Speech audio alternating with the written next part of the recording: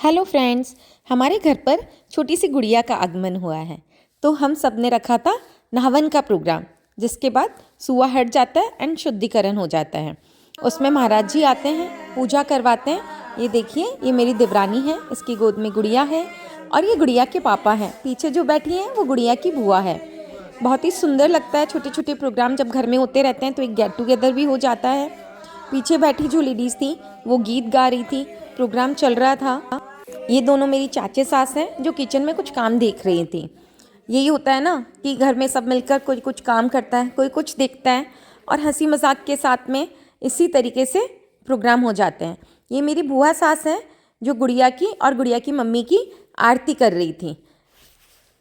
हमारे यहाँ पर कभी भी कोई प्रोग्राम होता है तो जो आरती होती है वह बहन बेटियाँ ही करती है। फिर चाची जी ने उनको एनवेलप दिया और गुड़िया की मम्मी पे से रुपए उमार के पीछे जो खड़े हैं वो नेवगंज जी हैं उनको दे दिए। पूजा होने के बाद में जो देवर होता है वो भाभी का पल्लू पकड़ता है और रूम में लेके जाता है। जब तक पूजा चलती है रूम को खाली नहीं छोड़ा जाता है, रूम में किसी को बैठाया जाता है। तो जो रूम में बैठी है वो मेरी बड़ी देवरानी की डॉटर है, मतलब सुरभि की जेठूती। नहावन में सभी को राखी बांधी जाती है। तो जो वर्षा दीदी है हमारी ननद, वो मुझे राखी बांध रही थी और हंसी मजाक कर रही थी। नहावन के बाद जलवा भी शाम को ही था, तो इसमें भी हमारे कुछ रिचुअल्स होते हैं। इसमें जो सास होती है वो बहू रानी के बाल बनाती है, थोड़ा सा तेल लगाती है और फिर सिंदूर लगाती है और हर सबका नेक भी होता है। तो मैं चाचा जी से बोल रही थी चाची जी को नेक दीजिए। इसी तरह से हंसी मजाक चल रहा था और घर की सभी लेडीज़ से कुछ ना कुछ नेक कराया जाता है। ये बरखा है, सुरभि की जेठानी और मेरी देवरानी। इसने सुरभि को चूड़ा पहनाया था। इसी तरीके से थोड़े थोड़े सब नेक करते रहते हैं और उनको नेक भी मिलता है। नेक भी करते हैं और नेक भी मिलता है। और ये मेरी जेठानी है जिन्होंने सुरभि को मेहंदी लगाई थी। बहुत ही अच्छा लगता है जब सब परिवार मिलकर कोई छोटा सा प्रोग्राम भी सेलिब्रेट करें और उसमें भी बहुत खुशियाँ मिल जाती है। और फिर मेरी बुआ सास है जिन्होंने चूड़े की राखी बांधी थी। तो मैं हंसी मजाक ही कर रही थी, बुआ जी आज तो खूब सारा नेक मिल रहा है आपको। सुरभि का भाई जो है वो पीला लाया था तो उसने पीला उड़ाया।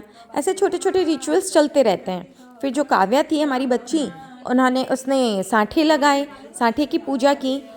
हम मारवाड़ीज़ में बहुत सारे रिचुअल्स होते हैं।